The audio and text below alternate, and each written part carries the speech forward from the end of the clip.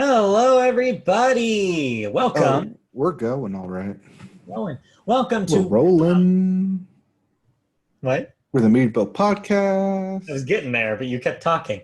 Oh, did I? Yes. Hi, welcome to the Media Boat Podcast. Thanks for joining us. Today is Wednesday, September 9th, 2020. I almost said 2019. I mean, 9919 was a beautiful day, I as we wish all remember. I wish we Everyone could. remembers where they were when that date happened. Yeah, Yep. I do. At work, probably. Probably. Uh, if you don't know what we are, if you're not familiar with Media Boat Podcast, we are a podcast that brings you news and thoughts about the newest releases in film, television, music, and video games. Actually, in that order. I don't know why Hey, I you did it right. I don't know why you paused, but you did it in right. that order because I think I realized I was doing it correctly instead of incorrectly, like usual. My name is Matt. His name is Mike. I'm Mike. He's Matt. True. And we are going to get this rolling. It might not be a long show, but damn, do we have some good news to get through. Yeah, we have some stuff that we've been waiting a long time to talk about, both in a lot of different ways. I have not stopped moving since 7 a.m., so I'm exhausted, but I'm hoping to get through this one, power through it. I'll inject you with some news. And the first bit of news is we have a box office. We actually have box office numbers. Now, Hallelujah. If that doesn't make you dance, I don't know what does. with the caveat, as you know from weeks and weeks and weeks and talking about this, we knew some version of this week was going to happen because Warner was intent on releasing Tenet this week and not delaying it any further. So we knew that there was going to be some sort of turnout. We knew, though, that the turnout was not going to be big. We weren't going to see, hundreds of millions of dollars flying around. We knew that if there was going to be numbers this week, they would be conservative. And sure enough, that has panned out. So, number one at the box office, of course, doesn't take a rocket scientist to tell you that it's Tenet, with $20.2 million. So yeah, last week, rewind a bit, we had a over-under prediction based on the number that was being tossed around by speculation, which happened to be exactly $20 million. So this hit right in the bullseye. So you barely win that. It's one of the jumper goes right over the bar and he's like, oh, just a bit. Yeah, just over. So yeah, not amazing numbers. It's exactly the numbers they thought they were going to see for a turnout during a pandemic. They were who they thought they were. Yeah. Number two, coming in way behind Tenet, and number two here is The New Mutants, the other big theatrical release that is not available anywhere else.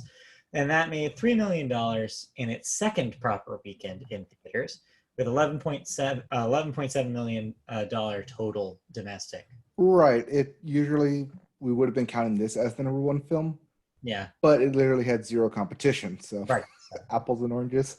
Speaking of zero competition, the rest are the dredges, whatever else was in the theaters at the time. With number three, Unhinged, with only $1.8 million. That has an $11.4 million domestic total so far.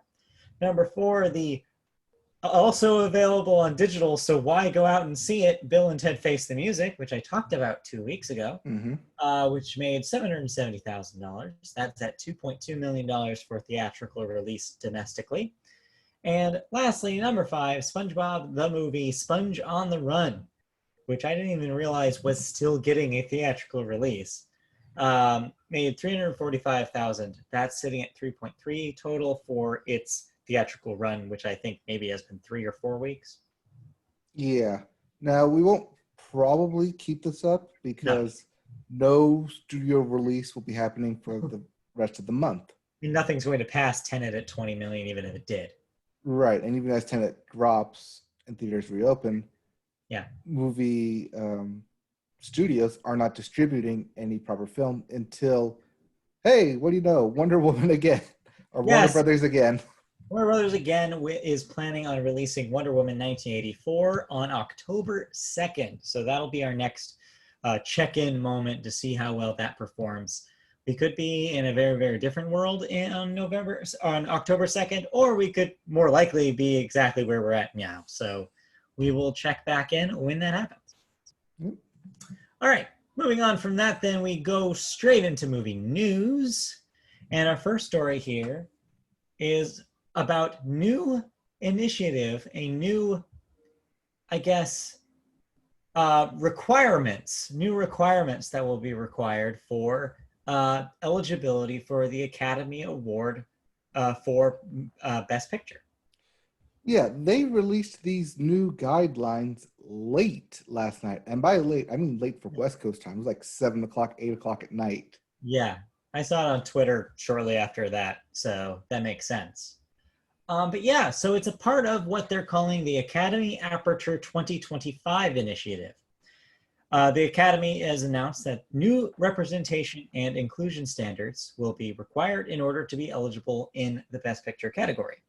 For specifically just so far, the 94th and 95th Oscars ceremonies, a film will submit a confidential Academy Inclusion Standards form to be considered for Best Picture.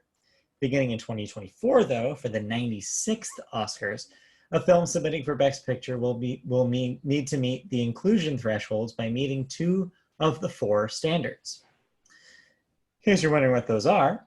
What are those standards? Yeah, so they're laid out as A, B, C, and D standards. Yeah. So Academy President David Rubin and Academy CEO Don Hudson said in a joint statement, quote, "The aperture must widen to reflect our diverse global population in both the creation of motion pictures and in the audiences who connect with them." So to achieve standard A, the first bit here, the film must meet one of the following criteria. 1, at least one of the lead actors or significant supporting actors is from an underrepresented racial or ethnic group. 2, at least 30% of all actors in secondary and more minor roles are from at least 2 underrepresented groups. 3, the main storylines, theme, or narrative of the film is centered on an underrepresented group, I should say. Then the standards B through D are basically about below the line workers in the production companies maintaining diverse group representation for those underrepresented groups. Right. This can range anything between art design, set design, makeup artists, to CEOs of production companies who help distribute and or help finance a film. Yeah. It also, in the D category, represents publicity, of having publicists and marketing teams, and even, get this, interns that meet a diverse group. Yeah. So there's 2 takes here. I think that the easy one is, well, the A section here is the part that people were pressuring the Academy to include. Getting more diversity on screen is the diversity that is more visible and easier to see by the average person. If you have more underrepresented groups in your Best Picture nominees, more people are likely to watch the Academy Awards ceremony, which is key for, all these years that we've been told that it's been underperforming ratings-wise. Hashtag Oscars so white. Exactly. And number 2 is it's just better for the industry as a whole to get the ball rolling on stories about these underrepresented groups that are not being having movies made about them all the time. But the other take I've seen, and where I'm kind of landing on this, is it really enough though? Because you only have to qualify for one of these letters. And if B through D is about the production, I saw a lot of people on Twitter being very dismissive and being like, well, you can have maybe two black grips and count. Yeah, it's weird because yes, you're supposed to meet 2 of the 4, but if 3 of the 4 are below the line, not really the face of the film, it's kind of easier to skirt by it. I think someone actually went on Twitter to basically refute that, yes, all these films would actually meet requirements that have already been made. Yeah. If you go back and look, most of the Best Picture winners have pass this line. Like, it's a pretty low bar, all things considered. It's really that A. If they had just made that A required to be one of the two that they're passing, we wouldn't be having this conversation. But the fact that that A is optional and is supported by the production part of it, though I want to make clear, I am not saying it is a bad thing that they're encouraging diversity below the line. Of course, that's good. Of course, any diversity is great. Any sort of push towards making sure that there is inclusivity happening in any aspect of movie production, awesome. All there for it. But what I'm saying is that yes, you're correct. This is a low bar that plenty of Best Pictures have already passed, that they didn't even have to have this include, like this being a required rule to pass. So that tells me that means this is not going to change a whole lot. Green Book still wins if this is still the requirement. Well, Green Book still qualifies. Doesn't necessarily mean they win. But you know what I mean. It's like this is not preventing much. This is not changing a whole lot. So it'll be, I'm glad that they did something, but I don't know if it's quite enough. Yeah, I don't know if it's quite enough. I mean, if they went, you could either do A plus one B, C, or D, or B, C, and D without A. Mm-hmm. I think that would be more, but I think overall what they're trying to do is include more people in Hollywood, because Hollywood isn't just the people you see on screen. It's a big industry, and I think that's what their goal is, to affect all changes throughout industry. Because you get people who become interns, who move their way up into companies, who start their own company. It's the ripple effect, and I think that's kind of what they're going for. Yeah. It's a long plan. They're playing the long game here. Yeah. But that you got to start somewhere, I guess. You know, you're not wrong. It does do that. But what I'm saying is that it does not do the thing that we had been wanting them to do, which would be the whole reason why they're out here making this a big PR thing, right? Is to be like, hey, we changed. You asked us to change, and we did something. And so, yeah, I don't know if it's the thing, but it's something. It's a thing. Not Does that count? So it's a thing. All right. Let's move on to our second story here, which is about a movie that I don't think will be nominated for Best Picture at the Academy Awards. I don't know. But I could be wrong. It was from a franchise that caused the 10 uptick. Yeah, it's true. The 10 Best Picture uptick. I mean, it doesn't have a Joker in it that I know of, so nobody's going to win the Academy Award for Best Actor or Supporting Actor then. Anyway, The Batman. That is dun, dun, dun. Matt Reeves, Robert Pattinson Batman that we've been talking about on this podcast for a while now. But filming had got a little bit of a pause, a little wrench thrown into it after it resumed production, which we talked about last week or 2 weeks ago. No, we had talked about Universal on Jurassic World being halted its production in Malta. Yes, after several production crews tested positive. But what I'm referring to is we specifically had a story about production starting on the Batman. Yes, production had started on the Batman. That's what I was talking about. But now it is not. It has stopped, and here is why. As you mentioned, what happened with Jurassic World, same thing happened here. People on the production turned up positive with COVID-19.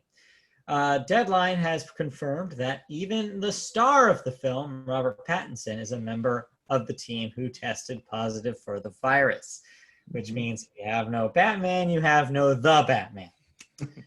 Following Batman's initial shutdown, Reeves told Deadline he had a quarter of the movie in the can already. That said, he delivered a teaser trailer during DC Fandom and reportedly has 3 months left on the shoot to go. So 3 months, roughly 100 days, I'd say. So it'll be a ticking clock for them to make sure they get everybody healthy again, get back to production, and knock out those 100 days before release.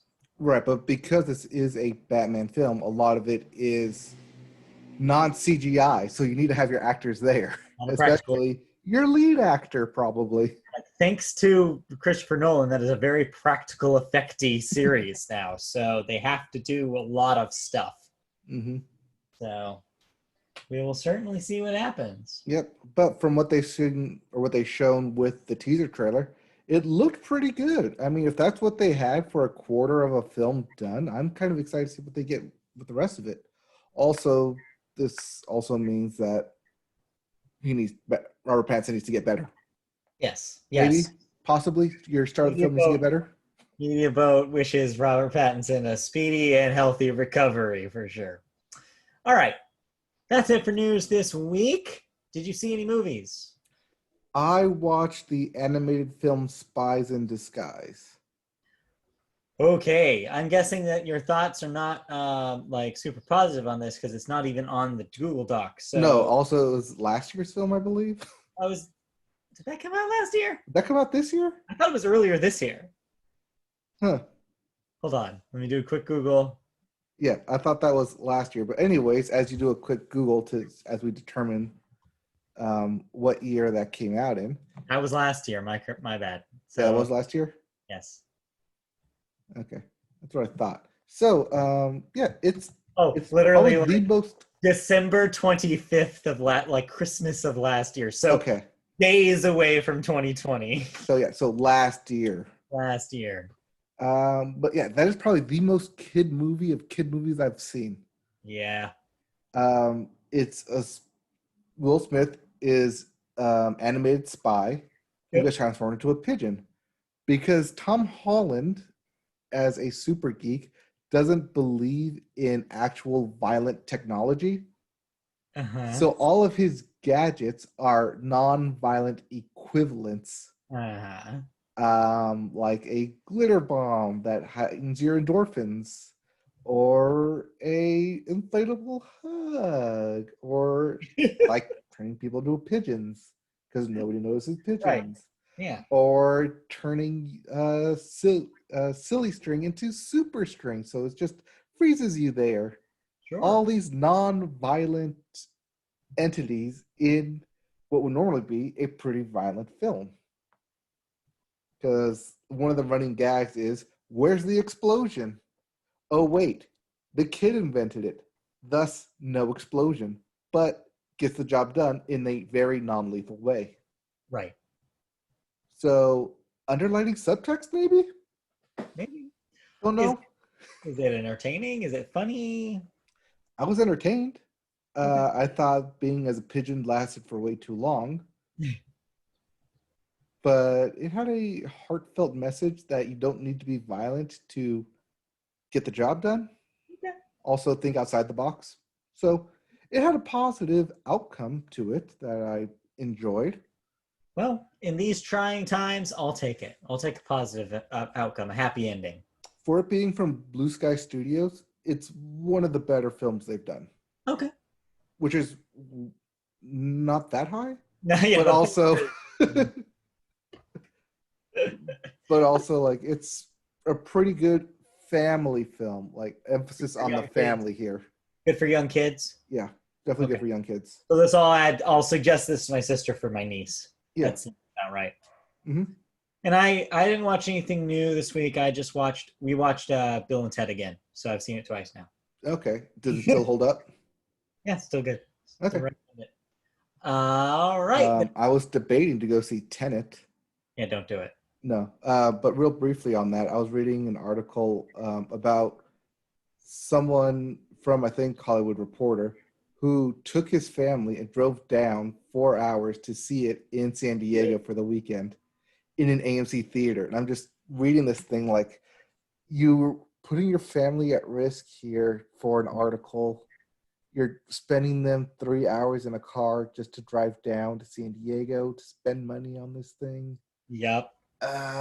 Is this really what you want? Because the whole thing isn't a review on it. It's his experience of getting to a theater that he could watch it in. That in its own way is a whole article already. Yep. Yeah, no. Yep, our Media Boat podcast official word is still, we recommend people don't do that. Yes. Yeah, don't do that. Drive-in theater, maybe, but yeah, we've heard audio issues are a thing with Tenet, so go with it what you will. Yeah, so we'll see. All right. Let's move on out of movies then, now that we're done with that. And let's talk about television. We always start the television section with sports. And With sports time. Sports happens. Sports continue to happen. First up, though, horses. Remember horses. They race sometimes. Remember how the Kentucky Derby was supposed to happen and didn't? Yeah, the Kentucky Derby always happens the first weekend in May. Mm-hmm. And then it didn't because pandemic. Yeah. Something got in the way. So, yeah, instead of the first weekend in May, they changed it to the first weekend of September. So, doesn't quite have the same ring to it, though. No, but yeah, so we have a Kentucky Derby that happened, and we have a winner of the Kentucky Derby, a horse named Authentic. It was an authentic victory. It was an authentic victory. So congratulations to Authentic. Horse racing is still pretty skeevy. Moving on. A little local story for you here. Mike Trout of our local Los Angeles Angels of Anaheim. I know they're not officially called that anymore, but I'm still going to call them that because they made us call it that for like 5 years. Yeah. Yes, it has hit at long last his 300th home run. Congratulations to Mike Trout. Yep, he is halfway to an Albert Pujols. Yeah, not bad. Actually, he's still under halfway because Pujols is like at 230. Yeah, he continues to go. Yes, he continues to hit home runs. The thing about Pujols is he has not stopped yet, so we'll see. Next up, the PGA Tour. Dustin Johnson has won the championship there. And he had like an 8-stroke lead going into the finals. So it was pretty much a cakewalk for him. Seems like it. In worldwide sports, Tokyo's postponed Olympics will go ahead next year regardless of the coronavirus pandemic, says IOC Vice President John Coates, saying they would be, quote, the games that conquered COVID. Okay, so there's a lot to unpack here. Which, first of all, who knows where we'll be summer of 2021? Maybe there will still be a pressing need for safety regarding the pandemic, or maybe we will be all vaccinated and ready to compete again. I'm probably erring towards the first, not the second. But regardless, it seems like that the IOC is already hemorrhaging money not having this event. And so the worst case scenario is that they're told they can't again. Of course, it's not just their decision, I would imagine. I would imagine that the Japanese government would have a say in whether these took place next year or not.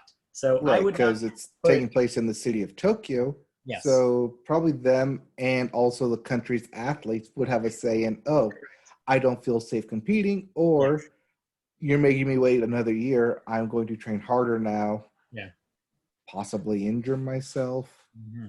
So yeah, no, I would not. I would take what this man says with a enormous grain of salt, because he does not have the authority to make these games happen.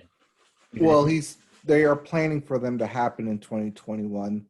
But it sounds like with or without audiences, without crowds. But regardless of audience, that's a whole lot of people to have.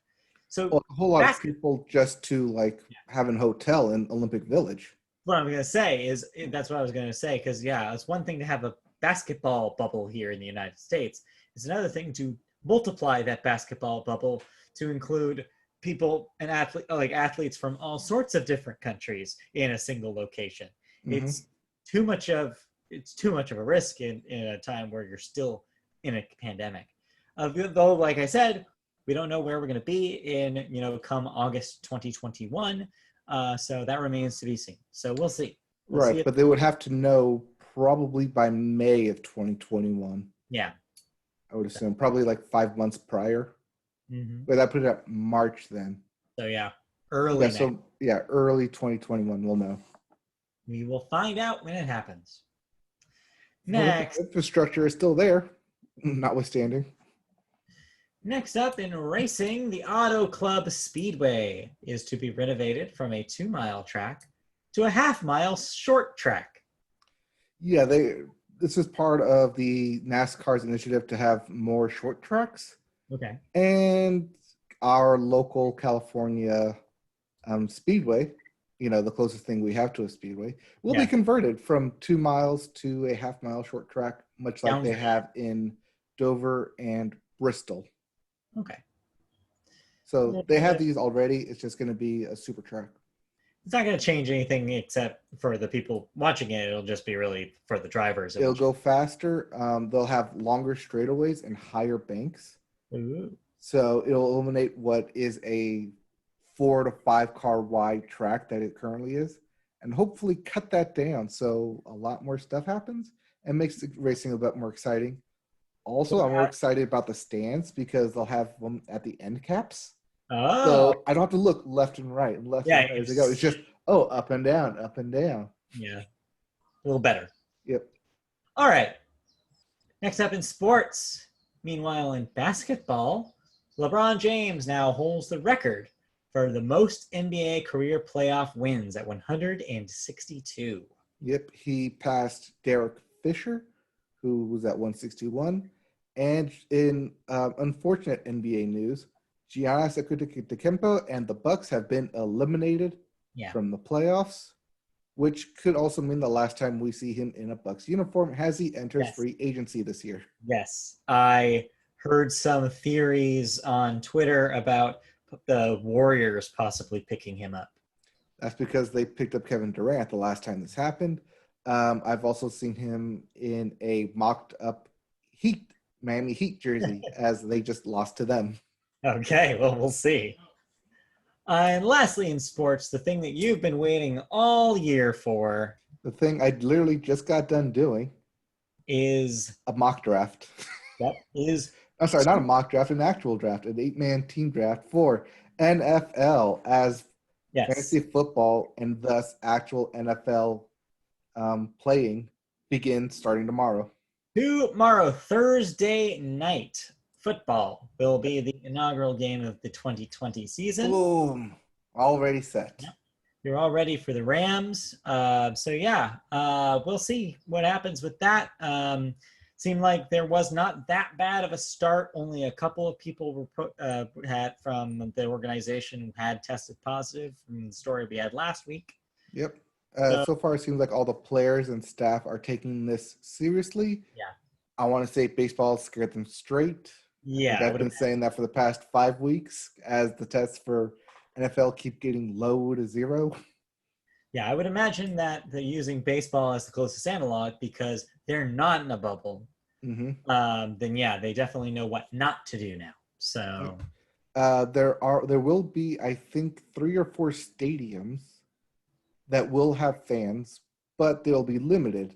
I saw the Indianapolis Colts will have 2,500 fans allowed in their stadium. Meanwhile, I literally saw this today that LSU college will be having fans.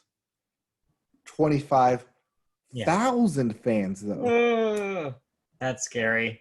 Yes, but then you realize, their stadium can hold 100,000 people. So I guess if you distribute that correctly, it's a quarter full.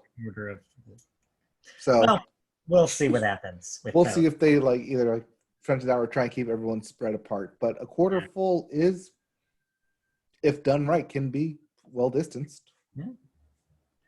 Still wouldn't recommend it. Let's move on to television news now that we're out of sports. Yep. Our first story, I guess, is technically television news, though it's happening on the internet. Well, it has the Golden Girls in it, or a Golden Girls reboot, or one night only. So yes, for one night only, that's you in the internet there. Me and you and him and him and her and him and her and her and him and him. Could be in the Zoom where it happened. The Zoom where it happened. The Zoom where it happened.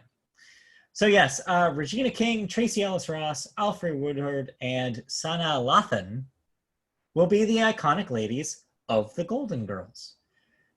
The actresses will kick off the Zoom Where It Happens series, a weekly live table read program centered on informing and raising awareness around voting rights. Produced by a number of notable Black women in the industry, including Tessa Thompson, Cynthia Erivo, and Ava Ava DuVernay, the table read gives the Golden Girls a new take with an all-black cast. The Zoom Where It Happens series, which will air every Tuesday until Election Day, seeks to encourage viewers to cast their votes and learn more about voting rights. Viewers can register to watch the Run Night table read at mobilize.us/Zoom Where It Happens. All one word. Yes, so if that sounds interesting to you, check out that website. It does sound interesting. Good idea. I would actually kind of like to see this just done as a series too, which is what I thought it was. Yeah, but no, that's not what this is. But it's interesting. I wonder what other shows they'll do and recast for table reads. I'm very interested in the all different approaches that they'll have on these older shows. Give me All in the Family. They already do that recently. They did ABC did the live version of that. Yeah, like I said, they did that already. Yeah. Do something else. I don't know. Saved by the Bell. Yeah, let's do a Saved by the Bell with like a bunch of Zoomers. Let's do what would be good? Cheers. Okay. Yeah. That might Friends? Work. Yeah, I could see a new Friends with a new cast. Mm-hmm. That'd be interesting. Just for one night. I don't need a whole series. Just for one night is kind of a neat idea, though. Yep. All right. Next up in television news, we've got some bits for you. It was a busy, busy week. Yep. Give me the bits. All the bits. All right. First up in the bits. If you've been champing at the bit for more Mandalorian on Disney Plus, well, I've got good news for you. Season 2 has been announced to debut on October 30th. So, yep, we are 60 days away. Less than 60 days. So yeah, get your stuffed Baby Yodas out. Yep, it's on the 30th because that's a Friday. Also, they released a new image of Baby Yoda, and internet loves it. Yep, everybody loves the child. Yep, not Baby Yoda, it is the child. The child. Although I think the Funko Pop calls it Baby Yoda, if I remember correctly. Something like that. But yeah, that. Officially in the show, in the universe, it's called The Child because they don't have a name for it. It's the child. Next up, this is kind of television related, but yeah, this was a big story in professional wrestling this week, as it's now is discovered after some players ended up getting on the other side of this firing squad that the WWE has started banning wrestlers from third-party deals. Essentially, third party meaning Twitch, Bang Soda, pretty much, and anything else that they deemed unnecessary. So yeah, it seems like Vince McMahon is basically saying that any business deals that any of his wrestlers do have to go through him and the organization first. So basically anything they do on their own, he thinks that he should have a piece of the pie because he like has some sort of ownership of their image as a wrestler. Right, because their wrestling name and their image are tied to WWE, which they signed the contract for. This was also recently brought up with John Cena, as he recently did an interview where his paychecks from Hollywood, a part of it still go to Vince McMahon. Yes. So yeah, it sucks because it's like it's almost akin to something like a contractual kind of relationship as opposed to being an employee. It's almost like these guys are like Uber drivers or something where it's like, oh, like if you do this part, like you have to go through the company to do anything differently. And it's like, seems a little weird, especially when you have so many of these wrestlers wanting to do things on the side, like, as you mentioned, Twitch streaming or product promotion or acting. Like the fact that you can't have an acting career as a wrestler. That's not approved by McMahon. Separate from the McMahons is kind of absurd. Right. So, I think this started from people doing stuff on Twitch and on Cameo. Yeah, I want to say Cameo was brought into this. Yeah. So yeah, there's a bunch of wrestlers have always been involved in these other things, and yeah, it sucks to see the company be like come out as extremely overly strict about this stuff all of a sudden. Even though they probably always had. Like, I would love to hear, like, The Rock talk about his early experience with acting and probably how he, for a while, was trying to distance himself from the company and couldn't do it. So, because remember, there was a period of time there where he was refusing to go by The Rock, making me think that this was maybe the underlying reason for that. because he didn't want to have to do business with WWE That'd be a great tell-all book. Yeah. I wonder if he needs the money. He does not. Turns out he is The Rock. But yeah, so it sucks. But yeah, that's a developing story. I'm sure we'll hear more about that as more and more wrestlers come out against it. Right, but it's also owning the image. Right. Because do you separate wrestler, the actor, if you want to call it acting? Yeah. Is it acting? Is it professional sports? Yeah. How do you separate that from outside business dealings? It's hard. Is it part of like endorsement deals then? Especially if you're wrestling under your real name like John Cena is. Right. It's going to be hard to tear these two things twain. All right. Let's move on these bits here. Our next bit is about Jeopardy. So we've been kind of in the midst about favorite Jeopardy. Favorite Jeopardy. We're kind of in the midst of repeats as the production was halted for a period of time during the quarantine. But they've just made new announcements about the upcoming season of Jeopardy, including an exciting one that Ken Jennings is going to be involved in the production, both in a a production standpoint as a consulting producer, and also in the show itself, as he'll show up occasionally in clues to introduce them, have entire categories read by him. He'll basically be kind of like what the Clue crew does, except separate as his own kind of thing. But yeah, I think that this is a great move overall. He's not, of course, replacing Alex Trebek as the host quite yet, but it does offer some younger experience, even though Ken Jennings is in his 50s himself, slightly younger experience and a different take to the show by somebody who's very familiar with it. Yep. Also, because they're not doing in-person interviews anymore to be on the show, download the Jeopardy app and do the online test that way. You can do it constantly to try and get in. Yeah. Both Jeopardy and Wheel of Fortune are doing theirs virtually right now. So if you're interested in participating in either of those, give that a try. Give that a shake and see if you can be eligible. But I like this news. Ken Jennings sticking with the Jeopardy brand. Yes. I'm glad to see this as his future. I'm glad to see him being employed by the thing that gave him stardom. It's pretty rad. All right. Next up in the bits, I'm glad that it's not called Daughter because Anna Faris has exited the cast of Mom. So yeah, Mom's still there, but you will be missing one of the main characters. I'm not sure how they'll spin this. It seems like for CBS, this is probably yet another Charlie Sheen leaving 2.5 Men moment for them, where they have to now retool the show. Oh, by the way, I had this separate daughter you never knew about. Exactly. Let's bring her in halfway through this next season. Well, I don't know. I have not watched this show, but what I presume they could do is they could just make it about the mom, the titular mom, and just have her life be more interesting and crazier than it was before. What I assume it is because it's Allison Janney and she's been garnering all the Emmy awards for it. Right. So yeah, their nominations. I'm not worried at all about the future of Mom, but who is? Lastly, in the bits here, this is kind of a crossover with the video game section here. G4. Remember G4? Yes, fondly. It was a video game themed cable network. Yes. And then they got bought and changed to Esquire. Yeah. Well, before that, if you want to hear how ancient I am. Yes. Tell me the history of G4. Before that, it was Tech TV, which was a technology themed channel that had some video game content on it.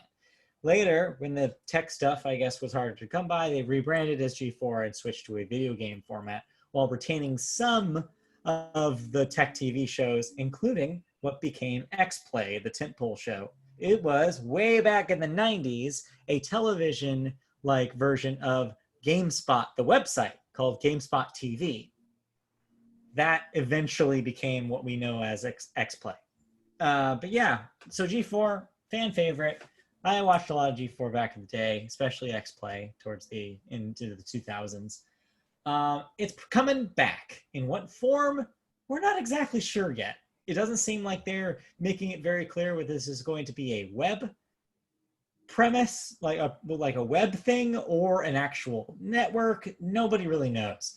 But the newest news that we have about its comeback is that they are now casting new talent. They put up a YouTube video where X-Play's own Adam Sessler gave kind of the rundown in character about how you can apply to be a host on their content. And so far, it seems like it's a completely social media driven effort. So you can use a hashtag to either tag someone else's post that you think would be a good host, or your own stuff if you think you'd be a good host. And some poor social media intern probably is going to have to sort through all those, figure out who the top of the crop is, and eventually they will have some sort of hosting role on G4. Not necessarily just hosting role, but any type of role within their new channel. You know, producers, creative content, that kind of thing. Yeah, but that's the problem with it, right? Is that this is all very vague. Yes. And very unclear about what you'll be doing, what the kind of roles that are offered, what G4 is going to be, what the programming is going to look like. None of this is solidified, which makes farming social media channels for content creators really suspect. Yes, but it's all very fluid right now because G4 can be whatever we want it to be. I know, but if you're they're looking for like people who have good communication and can like present themselves well to an audience. Sure, but again though, if you're looking for a actual job in the video game industry, I don't think you're that into the idea of something that could literally be anything and that you don't know how much is going to pay you. No. In this day and age, you should be told like what the bill of goods you're signing up for is. And so I imagine there's going to be like some sort of reveal, like when the other shoe finally drops, which it probably will like pretty soon here, is we're going to find out it's like, oh, they're not going to pay any of these creators. They just want their content on this show and other people are going to produce it. Like, I just have a bad feeling about how this is going to go for these people who are volunteering their work. Because remember, the big company on top of all this is still Comcast. Comcast owns all of the G4 assets and stuff. So, yeah, I am very worried about what this ultimately means. And I frankly don't know if we need G4 at this point in the world at all. It's funny that you mentioned Comcast because of their other subsequent child, NBC, ran the NBC Playhouse 5 years ago asking for created content for scripts. Yeah. And I don't think anything came from it. Well, we all know what happened with that. Nothing. So, yes. I don't know what they're trying to do here. I guess I'll be pleasantly surprised if this leads to an actual G4 with programming that I want to watch. That being said, if G4 is listening to us and watching this, no, we have 5 seasons and 240 episodes of this episode. If you want to put yourself out there and you try to get hired for them, go right ahead. I am staying out of it. If they want to give me specific roles and specific pay, if they want to tell me how much they're going to pay me, then yes, maybe I will consider it. But before I see any sort of salary or specific role and expectations, I am not interested in what they're offering. And before we sign with them, we will still continue to do this because this is kind of what we do. Train will never stop until it maybe someday will. I don't know. We'll see. All right.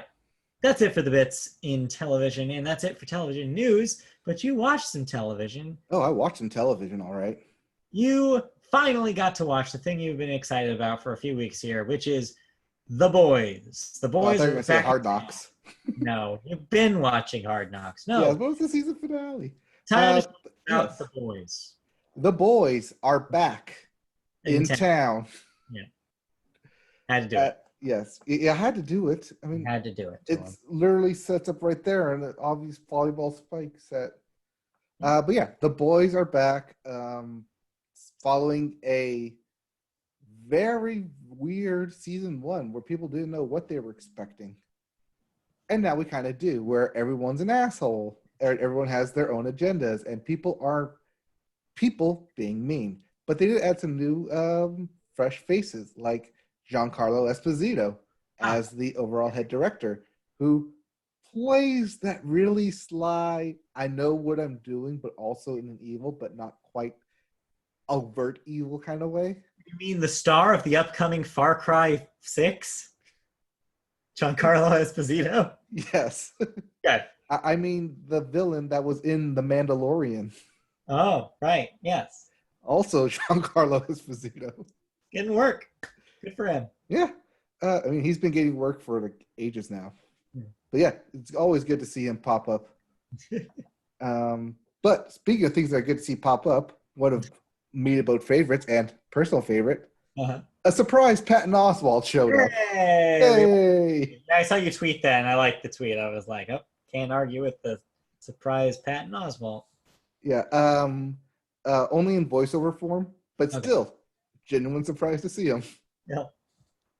But yeah, it's only 3 episodes, unlike the first season where they just dropped all 10. They're doing episode or weekly, stretch it out now, probably to get people to come back to Amazon Prime to once they're done.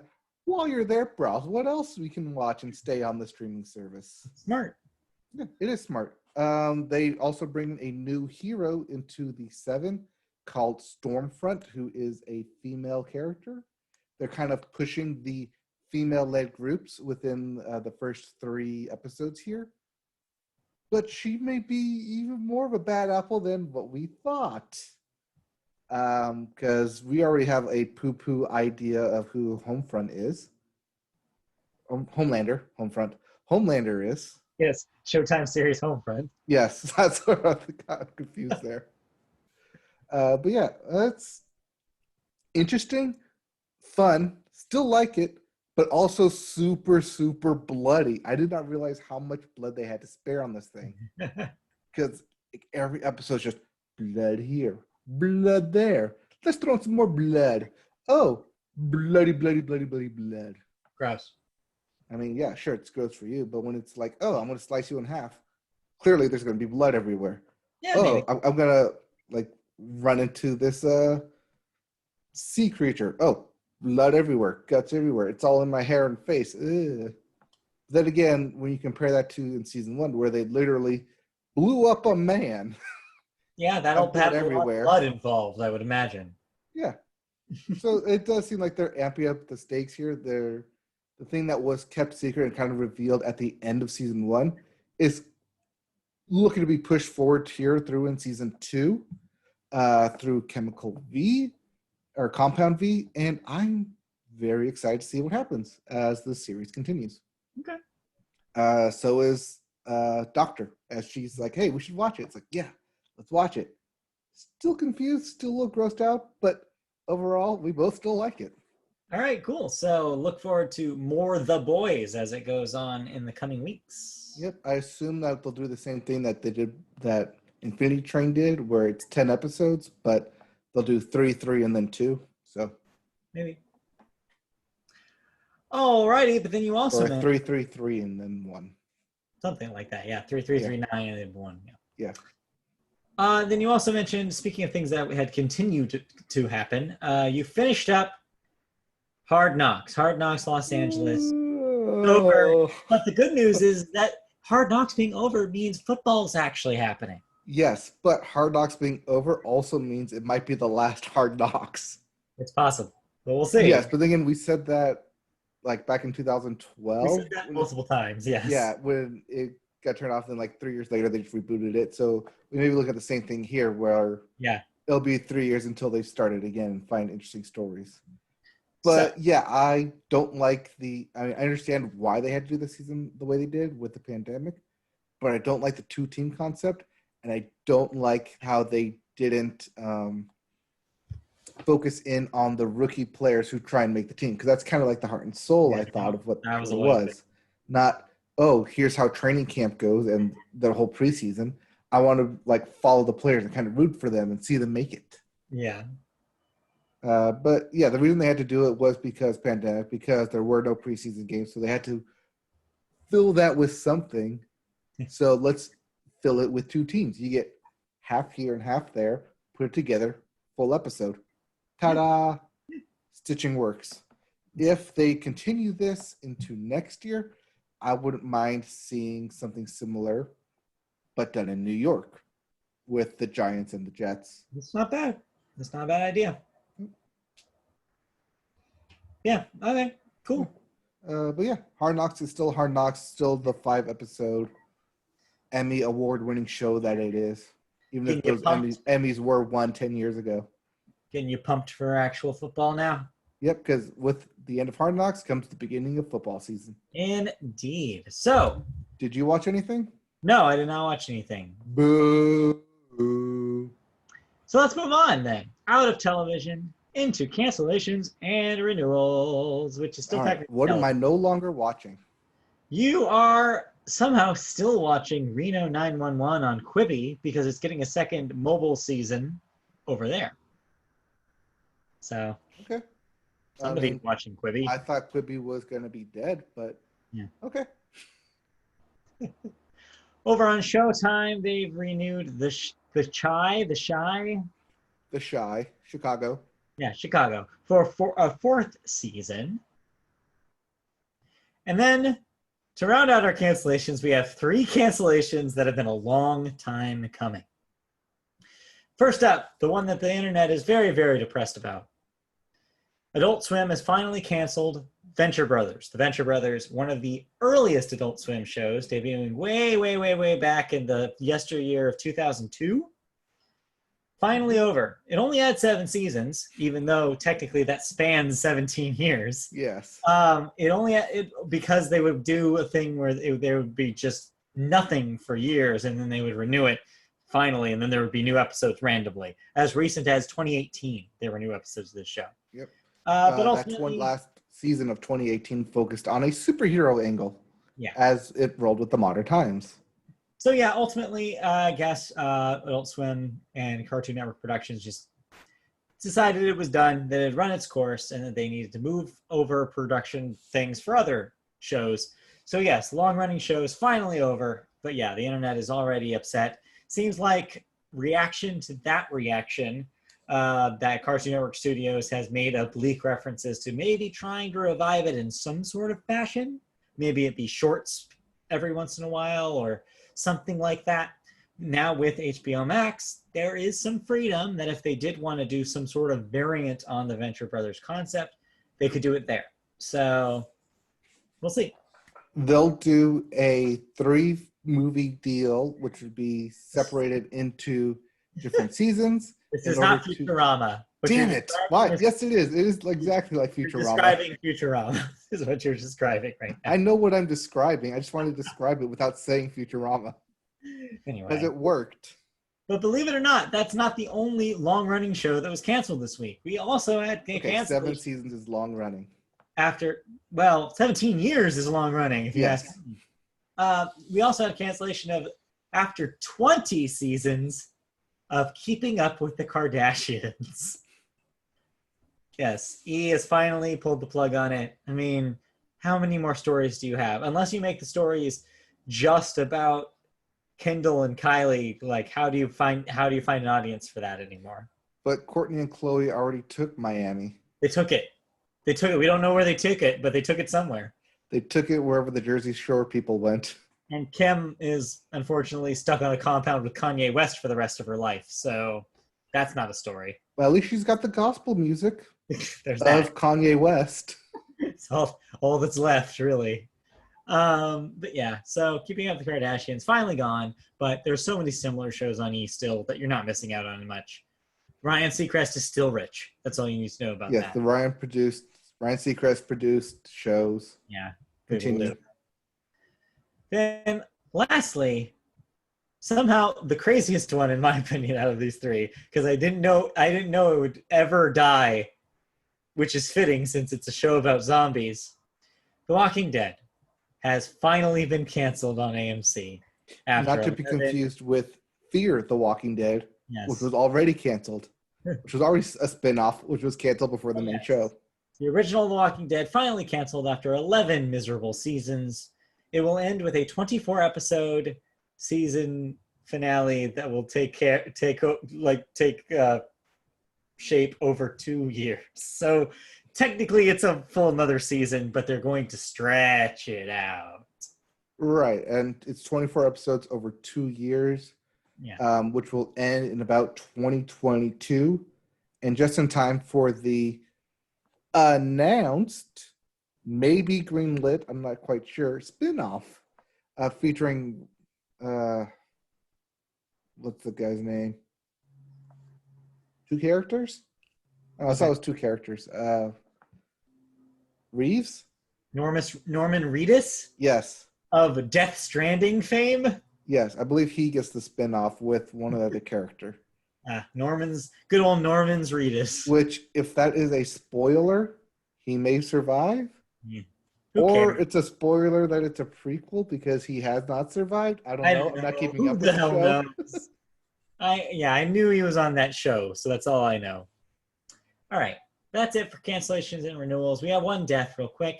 Bruce Williamson, age 49, was a singer in The Temptations. Yes, classic Temptations. Yes. Songs. All right, let's move on into music. So I toss this like a football over to you. So let me do my spiral here. All right, which quarterback are you? I'm just me. I'm not anybody else. Oh, okay. You don't want to be recently paid Patrick Mahomes? Oh, I would love to. Played Deshaun Watson? I would love to be recently paid as a quarterback. Yes. Use those millions of dollars. Go for it. Tell us about music, why don't you? All right. We always start music with the Billboard, and we always start the Billboard with the Hot 100. With how hot it is. Thank God that I was running late today because the Hot 100 did not change. Yeah, it didn't, because Dynamite is the number 1 song by BTS. Yeah. At number 2, WAP by Cardi B featuring Megan Thee Stallion. At number 3, Laugh Now, Cry Later by Drake featuring Lil Durk. At number 4, Rockstar by DaBaby featuring Roddy Ricch. And at number 5, Blinding Lights by The Weeknd. And you are right, that did not change. Yes. I was thanking my lucky stars when I saw that. I was like, oh, thank God, I don't have to edit that one. Moving on. Moving on to our album chart, the Billboard 200. Yes. At number 1, Folklore by Taylor Swift, yet again, and that hits the bell there. So, yes, that hits the bell. That's 6 straight weeks, which beats DaBaby. So Taylor Swift is now the proud owner of the longest number 1 album in the 200 this year. It also set another record, or it tied, to be more accurate, another record. A Taylor Swift record. With this, Taylor Swift ties Whitney Houston for most weeks with the number 1 album. Not necessarily consecutively, but total.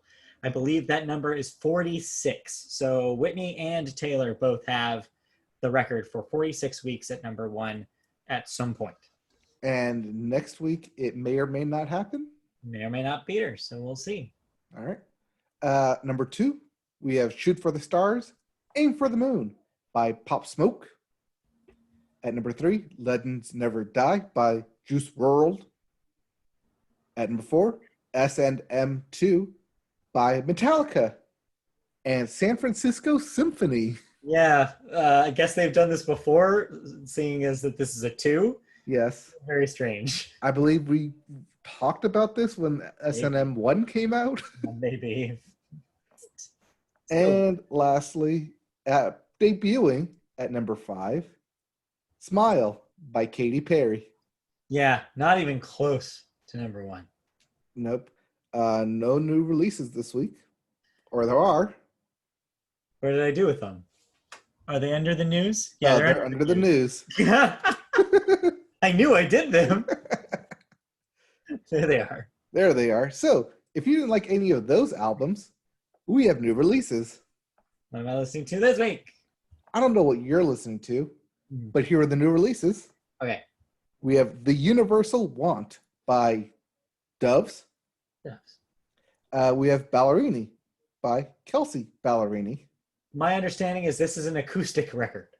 My understanding is this is a part 2 as Kelsey came out earlier this year. Yeah. Kelsey Ballerini. Kelsey Ballerini. You put the 2 together and they combine. With their powers combined. They click into it, and then you can play the original one with Knuckles. It's pretty cool. Anyway. You give it to your little brother to play. Or is that one just for me? That was just for you because you had a Sega.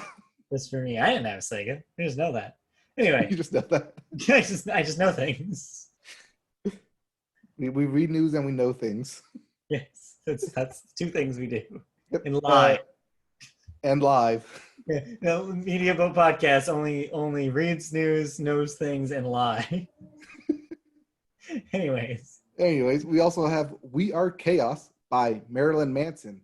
Yes, that Marilyn Manson. Yeah, that Marilyn Manson's in some hot water for some sexual assault allegations lately. So not a great time to release a record, but what are you going to do?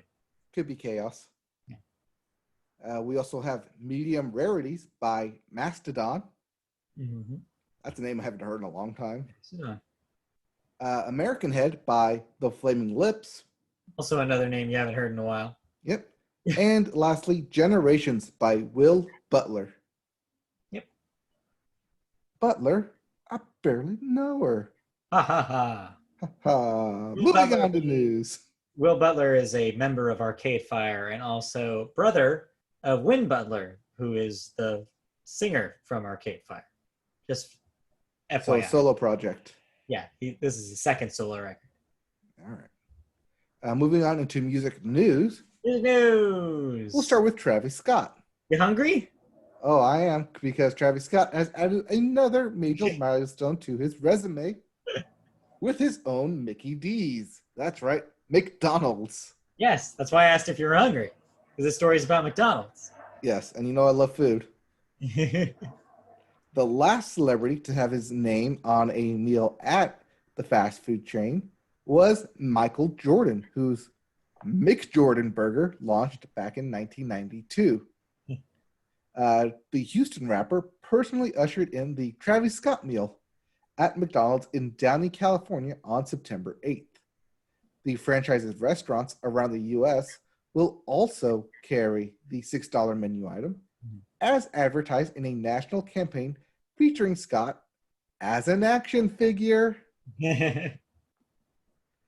Coinciding with the McDonald's announcement, Travis Scott also dropped a new merchandise collection that pays homage to vintage visuals from McDonald's history. Among the items for sale are the expected apparel, t-shirts, hoodies, and shorts, as well as unusual offerings like a $90 Chicken McNugget body pillow and a $45 retro metal lunchbox, all adorned with Scott's Cactus Jack calling card. If that chicken nugget body pillow did not have the freaking Travis Scott insignia on it, I would probably buy it. Just a giant. Which chicken nugget shape would you get?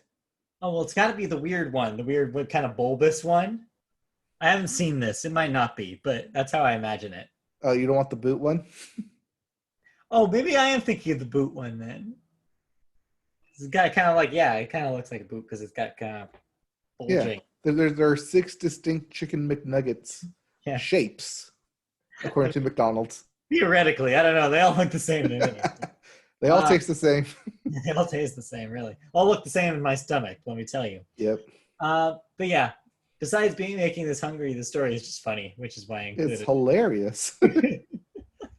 So yeah, go and get your Travis Scott meal for $6. So what is in a Travis Scott meal? I have no idea. And I kind of do want to know, honestly. I'm going to say like everything they do is probably a variant on the Big Mac, if I had to guess. But I could be wrong. I would go in with like a quarter pounder with bacon. That sounds delicious, and that's what I order anyways. So let me see. Let me see if I can find it real quick. Keep going.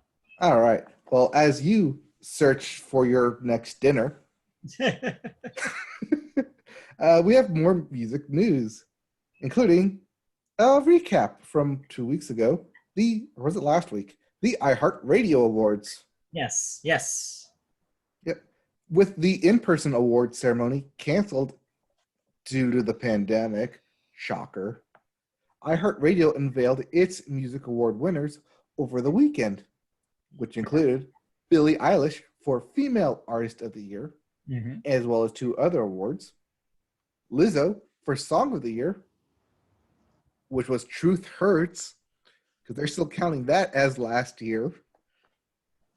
Jonas Brothers for Best Duo/Group of the Year. Taylor Swift for Album of the Year. For Lover. And more. The 2020 iHeartRadio Music Awards also honored Elton John with the Tour of the Year award for his Yellow Brick Road tour. Yes. So yeah, I don't know. This was more, one, it was a slow music week and I needed a second story. Yep. And 2, as kind of a follow-up to the fact that we said they were going to happen on the radio, essentially. Right, where they would play the songs on the radio during Labor Day weekend. But the real news here is I have pulled up the Travis Scott meal at McDonald's. All right. What is the Travis Scott correct, sir. I was correct? It is a quarter pounder with cheese with bacon, but also with lettuce, because Travis Scott likes to have some green in his burger, you see. So there you go. I was a shot in the dark. It also comes with medium fries with barbecue sauce included, so you don't have to ask for the barbecue sauce. They'll just give it to you. Oh, nice. And the drink is a Sprite with ice. It has to be a Sprite with ice. He apparently asks for extra ice. So you could do that if you want to have the real Travis Scott experience. Yeah, that was a shot in the dark for a quarter pounder with bacon. That's the meal. Quarter pounder with bacon, lettuce, with cheese, fries, barbecue sauce, and Sprite. Yeah, it's a BLB. Travis Scott approved. Okay. Bacon, lettuce, burger with barbecue sauce. That's it for music. Nice. Yeah. We're done. No, we're not done. We have one big section left. All right. The biggest section that I've been following for the past, 4 days now. It's been a week, let me tell you. It's been a week in video games. Tell me about it, Bare Naked Ladies. Has it been 1 week? 1 week since Mario looked at me. All right. Tell me about video games. Well, before we get to that real quickly, there's some new video games coming out that you may or may not want to pick up, including... So, quick correction. Metacritic screwed me over last week. You were right. Avengers was out last week. I knew it. For some reason, they don't have it last week or this week, and I don't know what's wrong with them. But it did come out. You could because they don't want to give it any support. I still don't recommend the beta, and they didn't like it. From what I have read, it seems like people are liking the full game more than the beta. Apparently, the story mode is pretty cool and does actually have some pretty decent writing with the Avengers characters, especially Kamala Khan. Yes. But the games as a service part that it spills you into after the story is over is pretty much still has the same issues that the stuff in the beta did. So your mileage may vary. So it seems like that people are liking it more than they probably thought they would. But when the campaign is over, it is very much trying so hard to be Destiny that it's not there yet. So my opinion is I still don't think anybody should buy this quite yet. I would say wait to see if it shows up on a service like Game Pass or something, or if it's steeply discounted in a few months, because it doesn't seem like the package right now is worth $60. I'm going to wait until the Spider-Man DLC probably comes out. Yes, we're waiting for Spider-Man to play it. I think a lot of people are probably waiting for that as well. Maybe. Also, with the holiday season coming up, I expect this to be part of a buy 2 for $60 deal. Very much. Yeah, Target does that every year. I'm sure they'll do it again this year. So keep an eye out. Select games, a.k.a. anything that came out in the past 3 months. New, yeah. All right. What else is new this week? Well, other new games, if you want to call them new or important. eFootball PES 2021 season update for the PlayStation, Xbox, and PC. I'm not really sure what this is, if it's a standalone retail release or if this is just DLC for the existing PES 2021. I don't know, but I included it anyways. Because it's a slow week, because your other release is Spelunky 2 for the PlayStation and PC. But a lot of people are excited for Spelunky 2, because Spelunky, a classic of the roguelike genre, a lot of people love that game. It's a big favorite of streaming on Twitch. So yeah, Spelunky 2 has been looked forward to for years. So it's very exciting. Yep. I saw the trailer for it, or the announcement trailer last week, saying it was coming out this week. I was like, oh, yeah, I kind of like what you're doing here with all the different characters and abilities. Like, oh, I see what you're doing here. If you're curious about Spelunky, you probably have Spelunky on PS4 because it was free with PSN a year and a half ago. I probably do have it somewhere in there. Download Spelunky 1, play a little Spelunky 1, and that'll prepare you for Spelunky. I played Spelunky on the PSP. Oh, yeah. Then you know. Or Vita. The Vita, when it was available for that. Vita. Yeah, so this is apparently more of that with new stuff. So. Yep. All right. But yeah, okay. Clear your calendar, clear your schedule. The big Titans, the big boys have come to play. Boys are back in town. Wait. Not really. I mean, yes, really. So we were supposed to get a PS5 announcement this week because today, you can bring out the candles down the cake. It is Sony's PS1 birthday. Aw, PlayStation birthday. Happy 25th birthday for the PlayStation launch. 25th birthday of the American PlayStation launch. The 25th birthday of the Japanese launch was last year. Fun fact. Surprise. Thank you, Matt, for knowing that. 94, 95. I just know these things, okay? Anyway. Yes, all the unnecessary but necessary information. Yes. Yes. It's why we do a show like this. It's exactly why we do a show like this. Yeah, because we just have these brains. If only there's a place like on TV we could put it, like G4 or something. Okay, you want to do it. Okay, so tell me about, so Sony didn't end up making any announcements. Yes, everyone expected and tweeted and rumored that Sony would make an announcement today because it is the 25th anniversary. But no such thing. 5 years, PS5, kind of like a cyclical thing. Unless you count the thing where they're selling a $10,000 gold PlayStation if you want one. No, not at this point. Do you see that? Yes, I did. But instead of PlayStation making the waves here, their rival Microsoft decided to crash that party. No, to be fair, they didn't decide much. It got leaked. So. It got leaked. They're like, all right, fine, here you go. Yeah, exactly. So as all things do, they got leaked, and then Microsoft was like, all right, I guess the cat's out of the bag. Exactly. I guess we have to announce this thing. Yep. This thing being Project Lockhart. Yes. Or should I say the Xbox Series S. Yeah. As it was finally released, finally leaked this weekend, complete with specs and a, get this, $299 price point. Yes. This coaxed Microsoft into making it official, as well as confirming the Xbox Series X for $499 and a November 10th release date for both consoles. Yes. The S will have many of the same features of its big brother, including an SSD of 512 gigs and high frame rate performance, but only up to 1440p resolution instead of the 4K that the Series X will put out. They also detailed the pay-as-you-go all-access plan, which will be priced at $24.99 a month, $25 and change for tax, which includes a Series X and Game Pass Ultimate subscription for a 2-year period.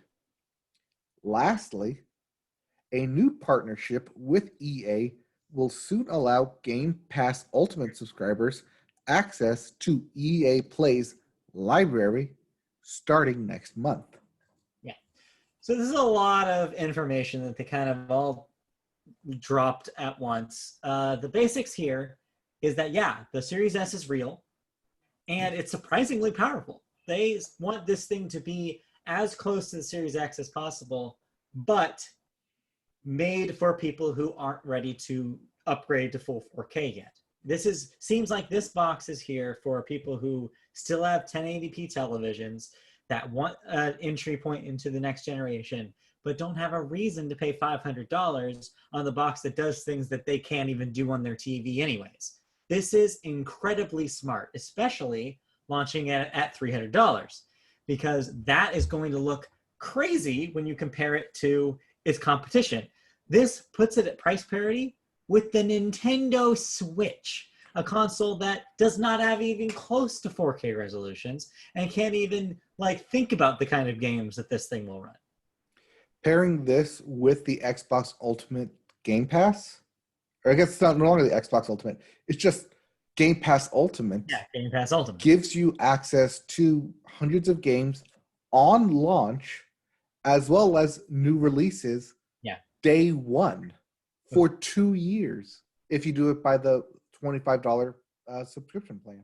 So this is a variant of something they did with the Xbox One X as well. Right, which we reported on 4 years ago when it was announced.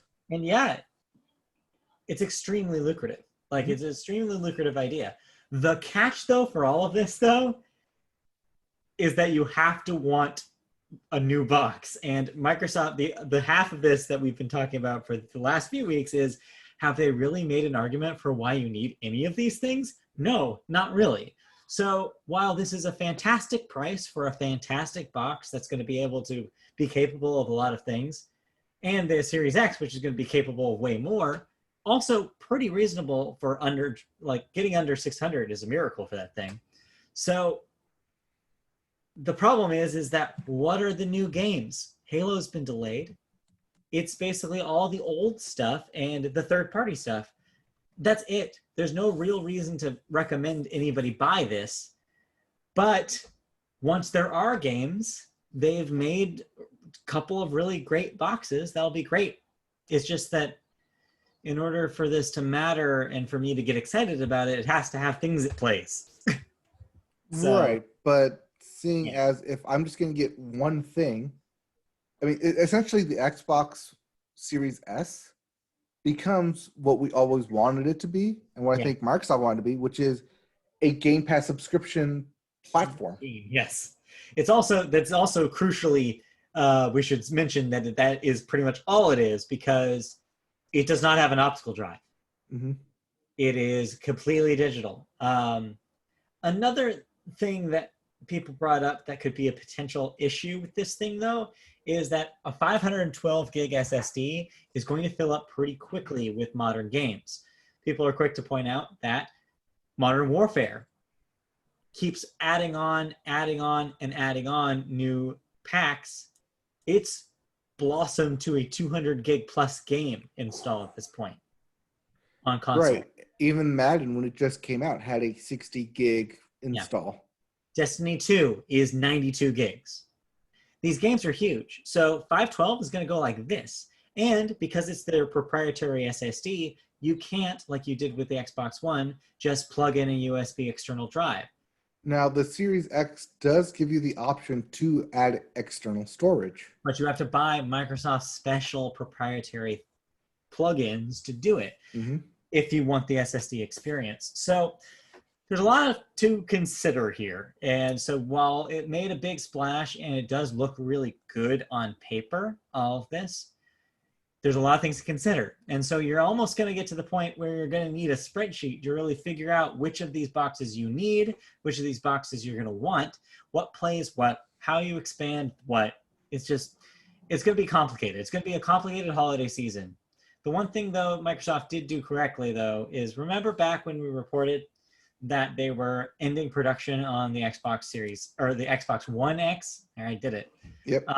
And that they were going to start just focusing on the One S to get production pipelines cleared up. Yes. Makes a lot of sense now that you're looking at the Series S, because they basically want to pitch this thing to the people who don't want to move on quite yet. The Series S is going to be their baseline. This is the Xbox. The Series X is their pitch to the hardcore. Right. Also, I saw with their price point plans, the all access plans, that you can upgrade from the S to the X at the end. Yes. You can also currently get the all access for the Xbox One X right now at a reduced price for the payment plan. And then between the first 18 months, you can then upgrade to the Series S or the Series X. Yeah. It's cool. It's good that they have these kind of different lanes of entry. It's good that they're giving people options. I just wish that there was some exciting title that we were all jazzed to play. The content. Yeah. That's the one thing that's missing from the puzzle. Otherwise, they have this thing in the bag. They're probably going to come in first on the 10th. They're going to come in with the better pricing. Like Sony, this is Sony's opportunity to show something, anything that they have that could be better than this package. And I don't know if they have it. Right. Now note that this is all precedent on what Microsoft wants to do, which is the games for a service, Game Pass, where they get you at their $15 a month. Is that what it is? $15 a month? Yeah.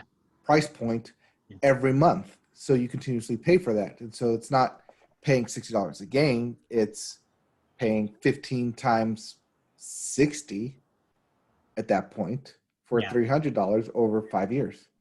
Oh, and the last thing I want to say about all of this is, yes, I am very excited about the EA Play stuff because, cool, I could just play Madden, I guess, now, starting next month if I wanted to. Having access to the EA Play stuff through Ultimate Game Pass is really, really smart. Yeah, I did my math wrong. That's $900 over 5 years, not $300. Yes. So, but yeah, that's what you get. If you get 5 years, if you get this now, and then over the course of 5 years, you're roughly giving them $1,000, give or take. It's lucrative. It's going to look good for people who are way into Xbox and are excited about a new one. Now, as a service here, if we want to get it to play new games that come out on the Xbox, that's pretty good because it's all in there. If it's exclusive to Xbox, it comes straight to Game Pass for $300. Might not be that bad. Yeah. But as you said, you got to get something for us to want to play. So ball's in Sony's court now. We'll see when they make some sort of price point announcement or release date announcement. And it's their game to lose at this point. Microsoft has a pretty decent slate. Yep. So if they can say, but we also have the games, then this is a fight. Then this becomes a real fight. So we'll see. We just need a price point. Sony, give me a price point here. But speaking of games, Nintendo's got games. Yeah, so instead of putting out new games, hey, let's put out an old game and not change the graphics. People love that. Well, there's some new games in this story as well. Well, there's a new game, singular, in this story as well. Well, yes, but Nintendo decided to surprise everyone and yet no one, because they are the worst kept secret ever, with the 35th anniversary of Super Mario Brothers. And Nintendo is celebrating by announcing a slew of Mario-themed games, including, and first up, Super Mario 3D All-Stars for the Switch, which will bundle an up-resed version of Mario 64, Super Mario Sunshine, and Super Mario Galaxy. Yep. It will be available starting March 18th. No, September 18th. Yeah, September 18th, which is in next week. Yes, which is next week. Yes. But I slipped there because it will only be available until March 31st, making this a limited edition collector's item in the span of 6 months. A Switch port of Super Mario 3D World is coming as well, with additional bonus content next February. Yes. And then you also have Mario Kart Live, Home Circuit was also announced, which is a Switch game that ships a real-life RC version of either Mario or Luigi's Kart. And you can set up a real race course in your own home and play on your Switch via augmented reality. Ooh. Things you do in the game will affect your real-life kart, like being hit by virtual items. Yeah, your cart will straight up stop if you get hit by a shell, for instance. Yep. Home Circuit will be released in October. Yeah. And lastly, in Mario news, Super Mario Bros. 35 also available on Switch Online until March 31st, which is a competitive 35-player variant on Super Mario Brothers. By using the Tetris 99-esque aiming controls, you can send enemies to your rival screens, making it more difficult for them to finish their course. Yeah. There's a lot of Mario news. Yeah, there's a lot here. Let's start from the top. So the internet has piled up on this Super Mario 3D All-Stars release. So yeah, you get Mario 64, Super Mario Sunshine, and Mario Galaxy. So and the weird thing is that there's caveats for 2 out of the 3. The caveat for Mario 64, of course, that people are really angry about, is that they've basically done no work on this. They've up-res some of the textures, so a lot of the texture work is going to look okay on an LCD screen, which wasn't the case in past re-releases. Mm-hmm. But other than that, they've done no touch-up. It is not a remaster in that way. It's not like the Crash Bandicoot games. It looks just as blocky. And it's not even in 16:9. This is still a 4.3 version of the game, just like its original release. Then there's a caveat for Mario Galaxy that people are kind of upset about. With Galaxy, it launched with Wii motion controls. There were certain things that you could only do by shaking or pointing the Wiimote, gathering star crystals by pointing the remote, right, and also the shake move to do a spin for Mario. So that stuff is intact in the Switch version, which means that there is no way to play this on a Switch Lite. 0. You cannot play Mario Galaxy with a Switch Lite. You are required to either use the Wiimotes or there is a Pro Controller mode. But the Pro Controller still has to emulate some of the motion control stuff. Oh, I'm sure you could do something with Switch, right? Where you hold a button down and then spin. So that's the thing, is that they haven't made it super clear. So the assumption is that it won't be that playable. So I don't know. Unless they have a solution for it, it seems like a weird idea.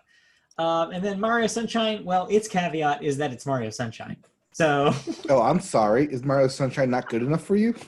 So okay, no, you're preaching the choir here. I actually like Mario Sunshine. I think there's a lot of cool things about that game, but the internet hates Mario Sunshine. So yeah, so it's a weird. No, I'm sorry. You like Mario and the Thousand-Year Door. I do like that game. But yeah, it's an interesting package. But it's $60. It's full price, so that's $20 per game. $20 per game essentially. And then on top of all of that, the weirdest decision that they made with this thing is yes, it's only available for a limited time. So March 31st is the cutoff. Retail will not be carrying this anymore. It won't even be available digitally on the eShop after this date. For whatever reason, Nintendo is making sure that every purchase of this game happens before the end of the fiscal year. And I'm not really sure why. It just is.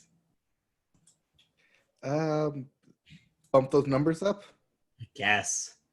There's a lot. That's weird. It's like, why not just carry it over? Yeah. I know. Because it drives up demand. It means you have to purchase it by this date, otherwise you lose it, which means it counts for that fiscal year.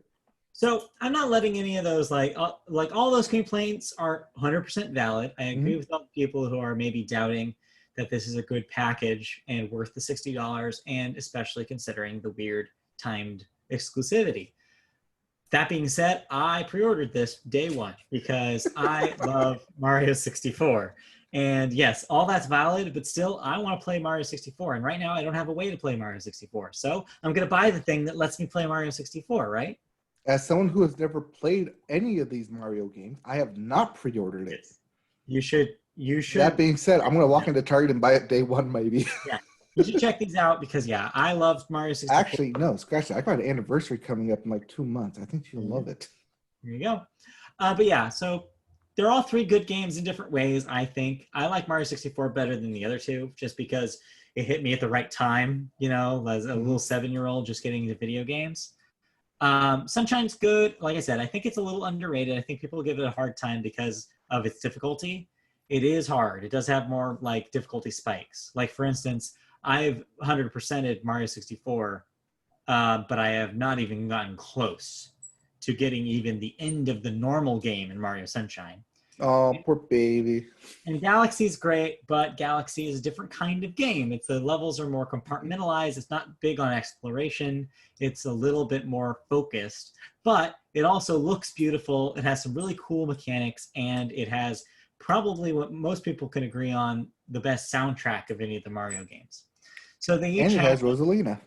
yeah, it has Rosalina. It's where Rosalina comes from. So yeah, so all three of No, the she comes from Luigi. gross.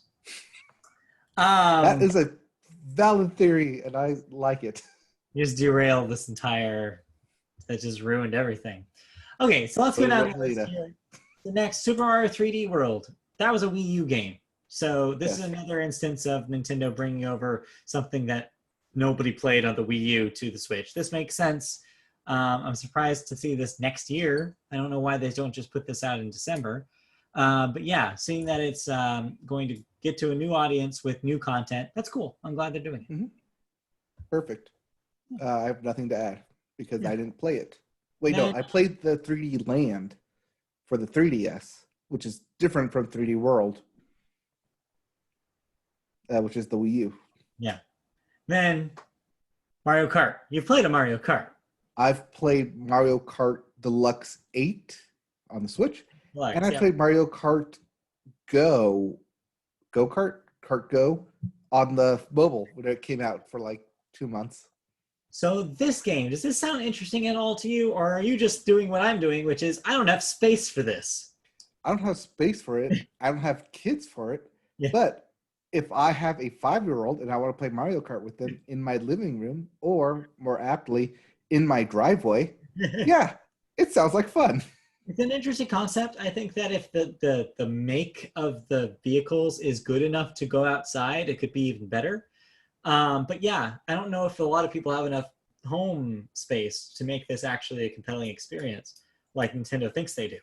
Um, so it's neat. It's a neat idea, and the technology behind it is cool. It's a little pricey at $100 for the game and a cart, and Mm-hmm. you only get one. I Also, the think fact you that get there's 2, right? no, it Oh. is a pack of one because there's either Mario or Luigi at Hmm. launch. You can either buy the Mario one or the Luigi one. Well, I guess that's because you need it in your actual Switch to play it. Right. So you're going to have multiple switches anyways for this to work. So that's why they don't bother with multiplayer ones. But down the line, they're going to sell like Amiibo style. They're going to sell additional kart racers for this thing. They Yep. have. There's no this is what this is. It's set up for having a whole Mario Kart like Well, raw. as soon as like they add not Toad, but Princess Peach and Yoshi to it, Oh, yeah. people are climb all over it if We're they're gonna not have already. a lot of carts in the coming years. So it works as a platform in that way. So but yeah, it's neat. I don't know it's for me at all, but it's neat. Yep, I like the idea of it. I like the idea of the AR version of it. And I like the idea of this Super Mario 35. It's kind of a neat way to do battle royale with Mario Brothers. Mm-hmm. And yeah, having the interaction between players being like, oh, I've sent more Goombas your way. Like right when you're going to make a jump. Too bad there's a Goomba in front of you now. You died. Like that sounds fun, but it also sounds potentially really frustrating. As those Mario games are already pretty frustrating as it is. I just realized the one thing that was from this direct that I didn't include here. They're putting out a Game and Watch, an actual physical remade Game and Watch that looks like the old Game and Watch handheld systems. But that's an alarm clock. So, except their new one is going to play Super Mario Brothers, the original Super Mario Brothers on it. Mm-hmm. It will also have clock functions that will be Mario themed, and it will also have a version of the Game & Watch game Ball, which is basically your juggler. Mario juggling. Yeah. But yeah, that's going to be $50 by this Christmas. So it's a nice stocking stuffer kind of thing for people who like that kind of thing. I don't really need a dedicated handheld that only plays Mario Brothers, so I'm not really interested in it. But it's neat. It looks like a Game & Watch. I don't know. And that is it. That was the news. Yeah, I like the Mario Brothers 35. I think it's fun and speedrunning-esque. Yeah, similar. Very similar to that. But yeah, that is free, right, for Switch?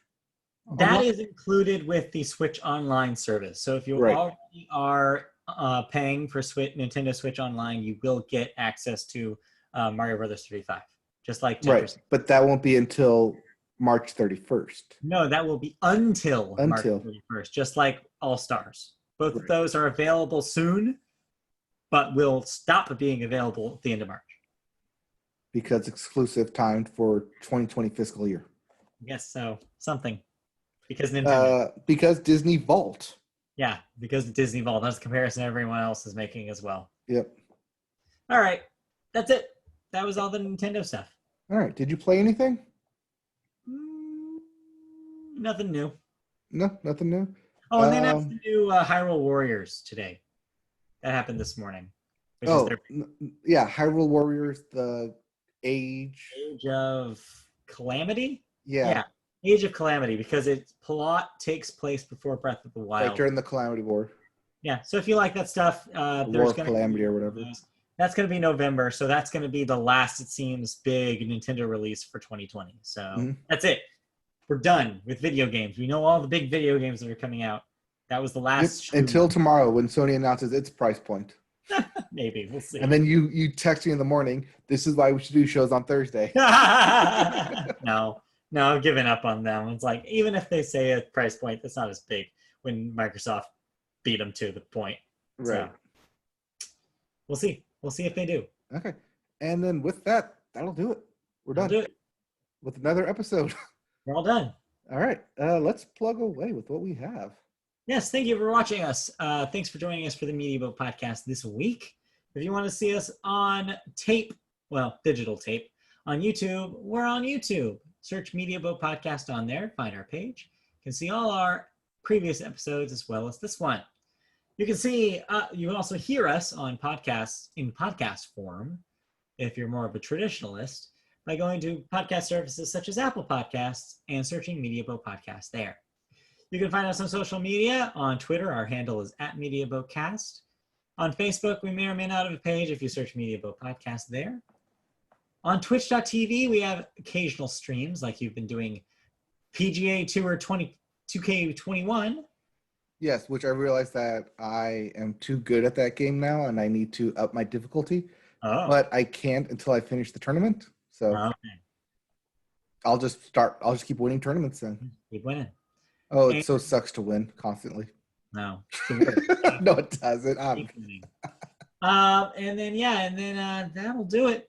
Thank you. Oh, and some writing on MediaBoatPodcast.com if you want to check that out. Or email us at MediaBoatPodcast@gmail.com. That too. You can do that. All those things and more. So thank you for joining us. We'll be back next week for another show. Thank you for watching, and we'll be back next week. Yep. More thoughts, more news, more things next week, every week coming at you. Coming at you. Right. Bye. Bye.